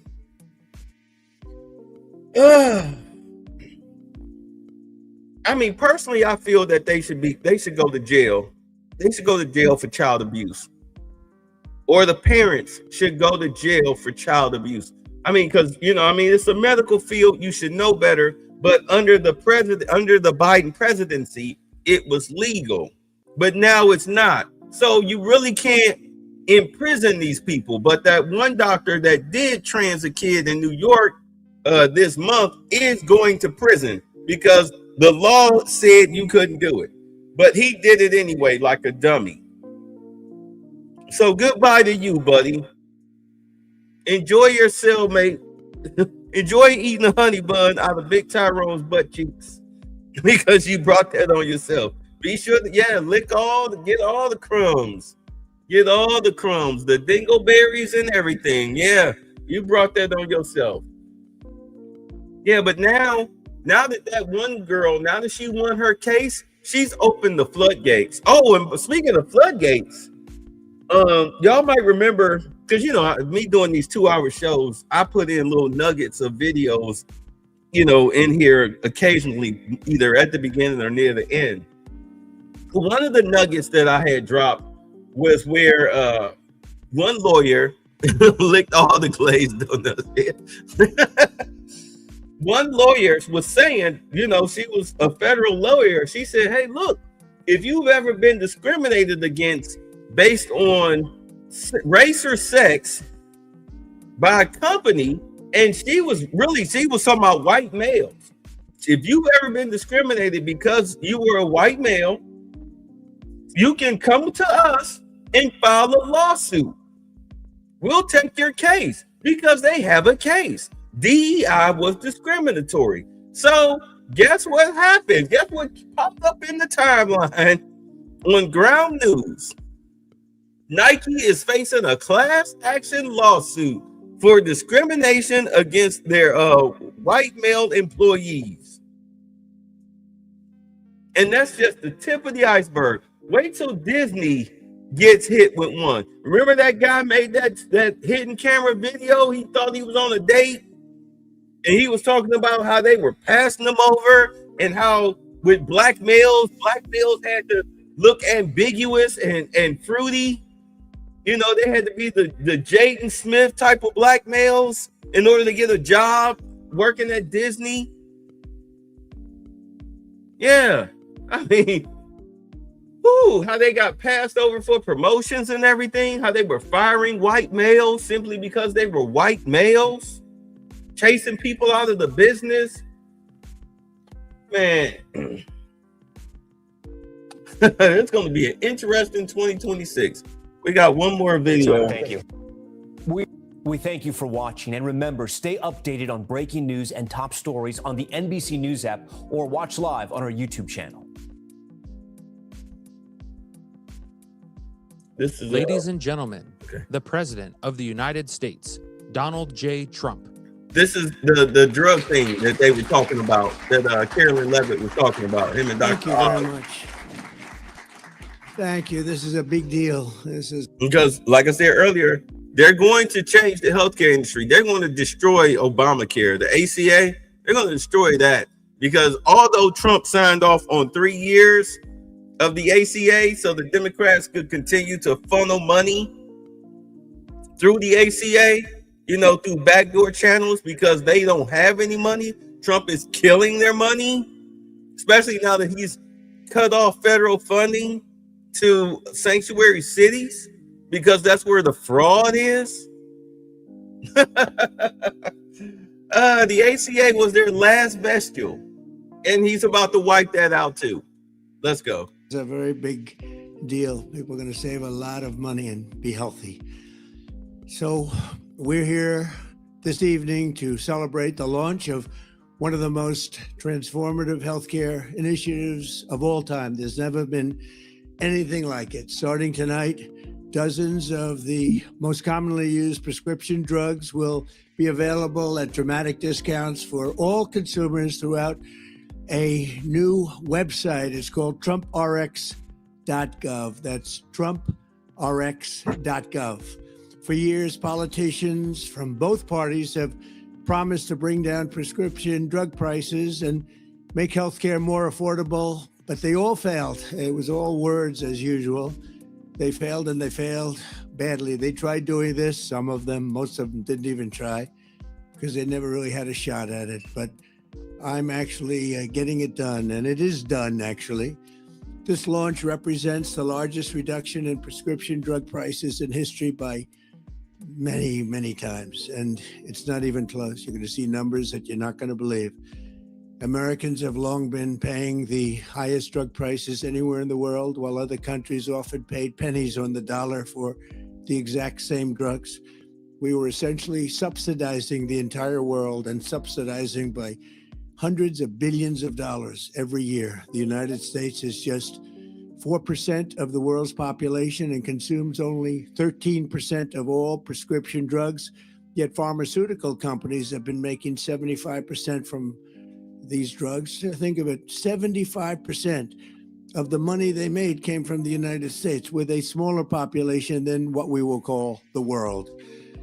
The American people were effectively subsidizing the cost of drugs for the entire world, and it's not going to happen any longer. We ended it. Everybody knew it was unfair for 30 years, but nobody did anything about it. Well, you know, somebody had to pay for Bernie Sanders and Elizabeth Warren's mansions.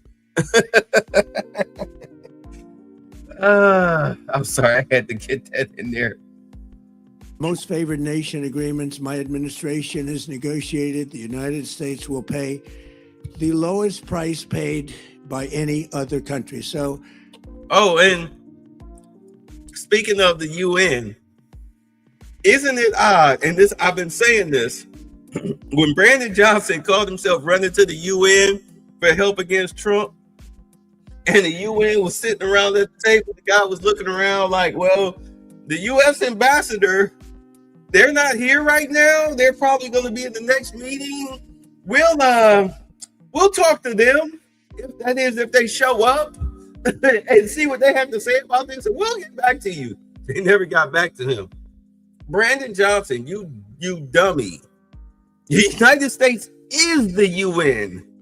Without the United States, there is no UN. And coincidentally enough, as soon as Trump cut off the funding to the UN, withdrew from the UN, they're on the verge of bankruptcy.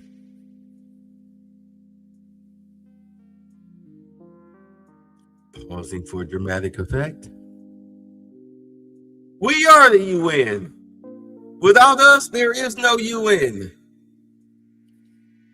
We're taking the lowest price paid for drugs. We will pay equal to whatever the lowest price anywhere in the world. That's the price that you're going to be paying. It's a tremendous reduction. Drug prices in other nations will go up by doing this. They had to agree, and the reason they agreed is I used tariffs. I said, if you don't put them up, then we're going to put tariffs on your nation, which will be more expensive to you.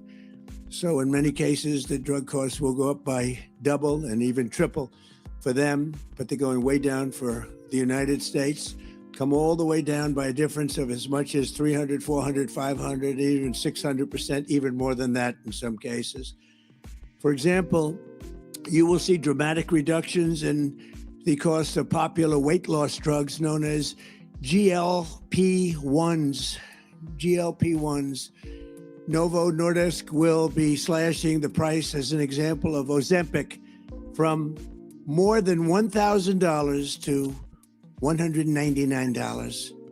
And the price of Wegovy from more than $1,300 to $199. Nobody can even believe it. A 578% difference. Eli Lilly, who's been very helpful to us in getting this done, will be cutting the cost of its common insulin, drug, and medication from $200 to $25. Nobody can believe it. $200 to $25.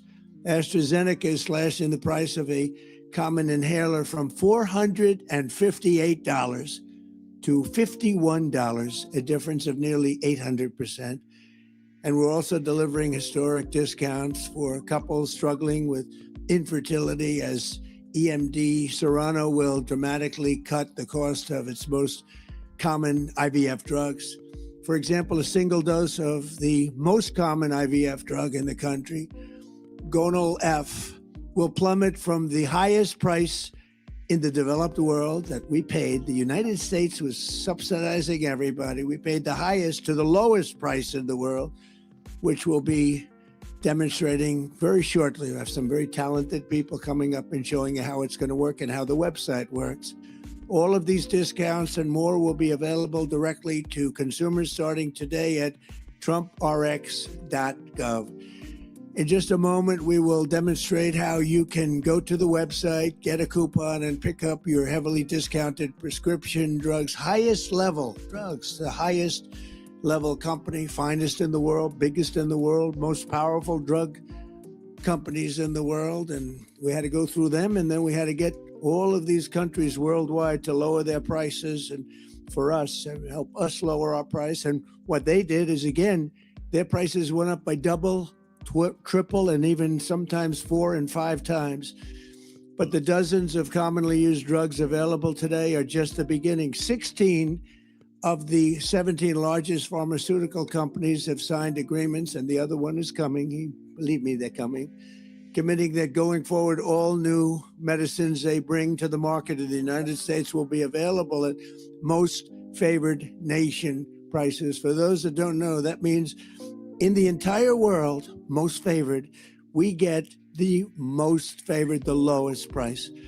So if somebody gets a great price, that's great for us because we get it. So this is the exact opposite of what's been happening for the last 30 plus years. This policy, which is a key pillar of the great healthcare plan, is going to bring copays plummeting down and save Americans billions and billions of dollars, making healthcare much more affordable, like at a level that you couldn't believe. In my first administration, I kept drugs pretty even. I thought I was doing a great job, but this is really the great job. There's never been anything like it. Nobody thought it was possible to get it done. It's the biggest thing to happen in healthcare, I think, in many, many decades. Under these agreements, the top pharmaceutical companies will also be investing hundreds of billions of dollars to bring drug manufacturing back to America. It's already happening. They're building plants all over the country. Eli Lilly is building 6 plants with billions and billions of dollars each, which means jobs, economic growth, factory openings, and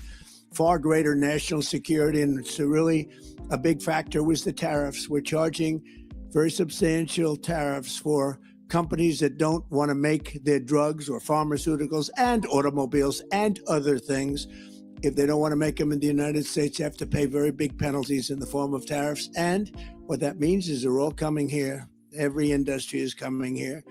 We're taking in more than $18 trillion into the United States because of tariffs. The companies, the only way they can avoid them is to build here. They avoid paying the tariff. Now, they've been doing that, countries, to us for 30 years. That's how we lost so much business. They were drying up our country. We were losing factories. We were losing jobs like nobody's ever seen for many, many years. And now it's all been reversed, and we've never had a period. This is the wealthiest our country has ever been.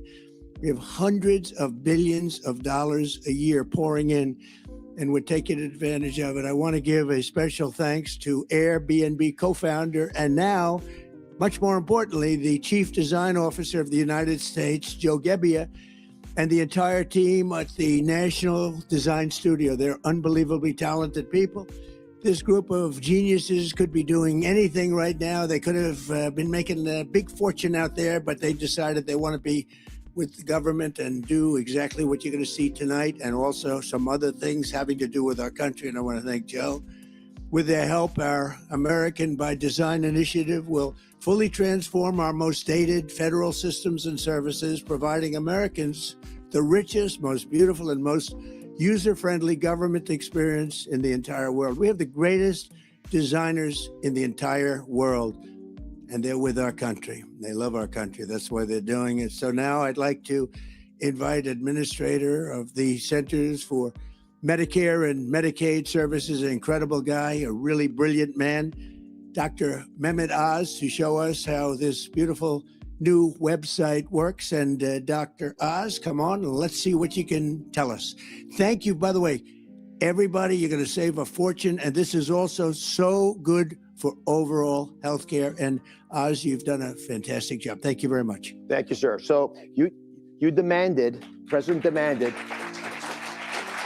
that we have most favored nation drug pricing, which he explained beautifully. Today, you can now get access to these discounted, steeply discounted prices. All the hard work the president and the administration have done now is yours, but you have to go check TrumpRx.gov. So if you have access, please log on right now. It's free. You get to look at all the prices, and you should not be buying drugs anymore going forward without at least checking to see if those medications are available at these discounted prices on TrumpRx.gov. That stated, Mr. President, many people don't appreciate this, but one of the most special things you've been able to do, besides negotiating these kinds of deals is bringing wonderful people around you who can actually fulfill the dream of making drugs accessible so Americans no longer suffer that affordability issue. 1 in 3 Americans are turned away from the drugstore. They can't afford the drugs. No more. Our most vulnerable are protected. To do that, you need brilliant software engineers. And Ed Korstein led a wonderful group that you hired. Folks, again, would never normally have come to government to work to make this possible. And Joe, just a superstar, and he's going to take us through the website. Thanks, Dr. Oz. Mr. President, I've launched some big websites, and this is one I think you're going to be very proud of. So you mentioned Gonalef. I think this is an interesting drug that we can check and see how do you find a drug on the site. So we'll pull up the website here. This is trumprx.gov. And you know what that is. You say that this country is going to crap. I was in the bank the other day, and the rise of mediocrity has put the most incompetent suckers into positions of power is crazy. Look, man, one of the main reasons, outside of the conditions, one of the main reasons why I pulled my father out of that nursing home was because, the staff they just did not give a damn. Do you understand? These people didn't give a damn. They were just there to collect a check. I go upstairs, and this wasn't the first time I saw this, but I've only been in that nursing home 3 times. And all 3 times that I went up there to my father's room to get him, the first 2 times I went to go get him to take him to, his birthday lunch or whatever. And his bed sheets were covered in feces. And I'm like, what the hell is this? I went to the head. I said, why is his bed covered with feces? Because every time I came to come get him, he was in the shower. I walk in his room and I'm looking at his bed. I'm like, what is this? What is this? Oh, well, the orderly hasn't come by. What you mean the orderly hasn't come by? You sitting here. All y'all sitting around. You got the orderlies that are out front sitting in the old folks rocking chairs. Those orderlies, is that who you talking about? That's why when she passed away, my stepmother passed away, the first order of business was to pack up the truck and move to Atlanta G and get him up out of there.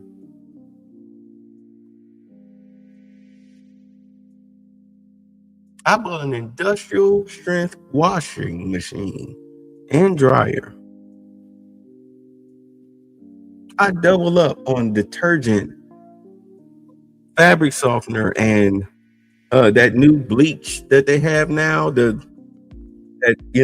sterilizer bleach, that liquid that you see now. It's not bleach, but it's like a sterilizer light bleach. When I go to the store, yeah, I double up on that. Because you get, and I get it. Stage 4 prostate cancer spread to his bones. I get it. But, this is my father. I will do what they refuse to do. Yeah, so incompetent laziness, yeah, you see it everywhere. Because the standards have gone to crap. You know how Mike Tomlin say the standard is the standard? Yeah, there is no standard. The educational system has destroyed the standard. The lack of accountability, especially dealing with law enforcement, there is no standard. That's why I say if I start cracking people in the heads, they'll back off. You see people are losing their eyes. Alex Pretty was such a psychotic that even with a broken rib, he was out there fighting ICE agents, which cost him his life. And of course, the low IQ people think that what he did was justified. What he did was justified. They compare him to Kyle Rittenhouse, who, when that happened, I don't know anybody black that thought that what Kyle Rittenhouse did was okay. No, you shouldn't be out there armed at a protest and then getting into fights with people. I mean, starting the fight. Starting the fight. You're armed with a deadly weapon and you're starting the fight. With federal agents.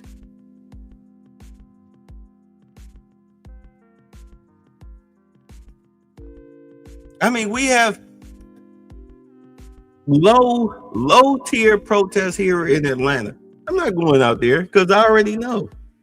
With my temperament, I'm not doing it. Yeah, well, that's what it was labeled. But I felt that his mother should have went to prison for letting her minor son go across state lines with a rifle.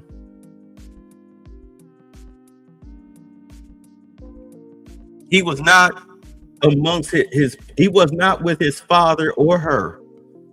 That's neglect. That's negligence. That's parental negligence. She should have went to prison for that if he didn't.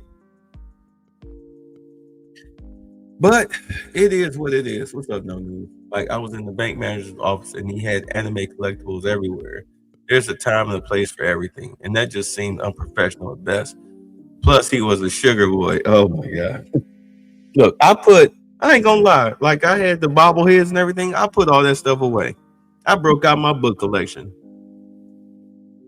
Where my bobbleheads used to be, I now have my book collection there. There's a time, I mean, it just light switched. Like, you know what? Yeah, I'm tired of looking at this stuff. You know, I mean, because I'm in my office. Yes, it's downstairs in the basement. How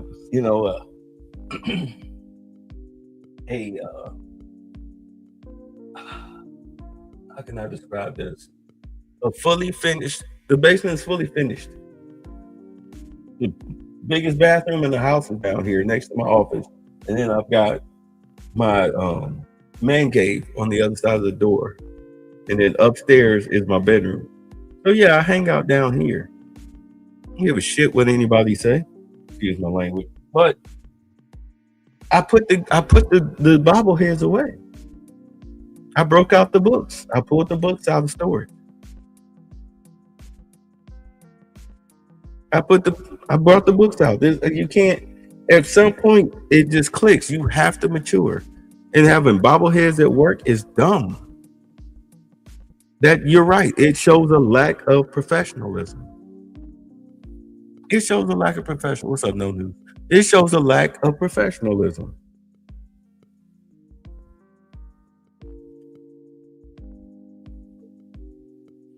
Anyway, let's get back on this. And I'm going to start at the search bar where I can search by the drug name. So I type in Gonalef. Hold on, I'm sorry. You say, I saw the beginnings of yours. I got a whole downstairs area for entertainment in my office. Right.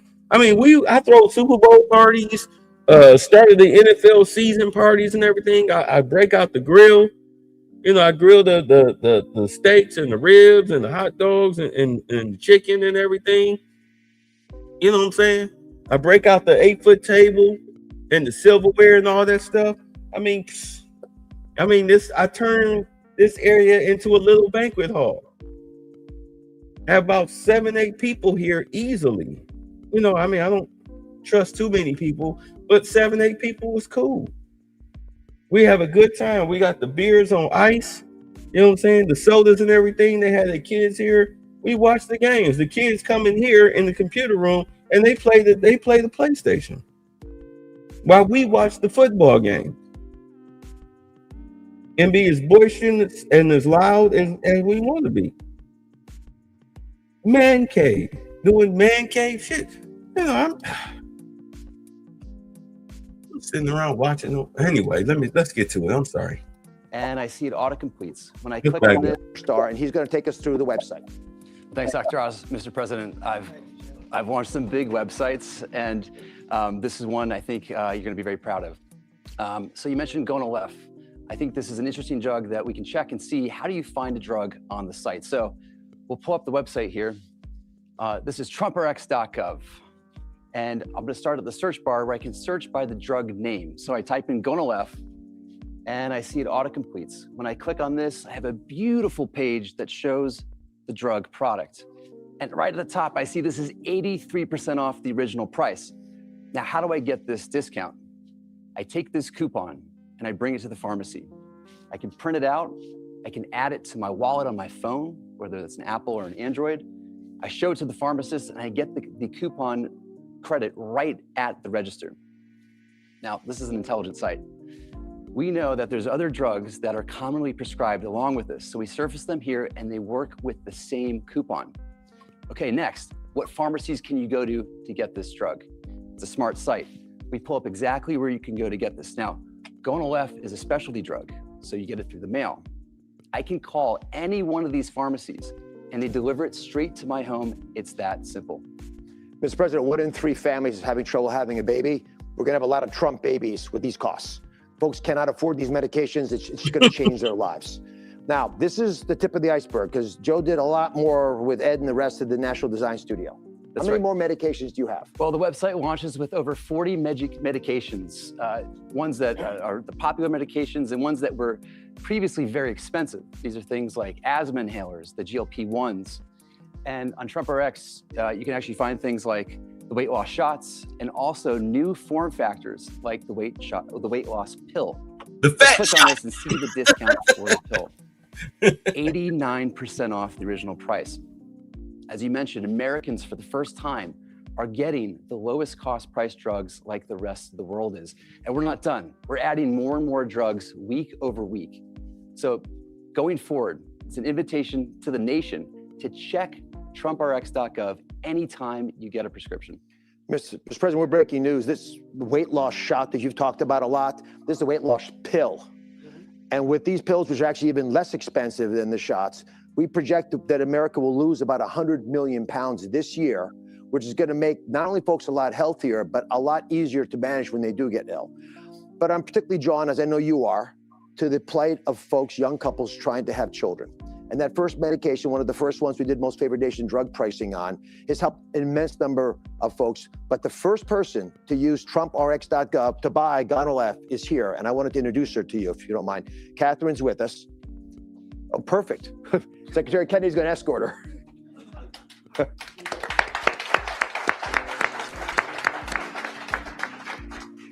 Good evening.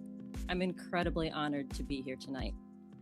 I'm a military spouse, and my husband and I have been navigating infertility and IVF for 5 years, a journey that has included profound loss. Through that experience, we have come to understand how critical access to affordable fertility medication truly is. Medications like Gonal-F and access to them have been essential to our treatment and to our hope of success. IVF demands extraordinary physical and emotional strength. But for so many families, the financial burden can be just as heavy and at times overwhelming. The President's leadership on price transparency and on reducing the costs of medications, some of which are essential in my fertility treatments, has a real and immediate impact. Families like ours can mean the difference between being able to continue treatment or having no choice but to stop. These efforts help ensure that IVF remains within reach for families who are doing everything that they can to build a future. Families who should not have to choose between financial stability and the chance to have a child. For that commitment and leadership, we are greatly thankful. There's nothing to check out. Yeah.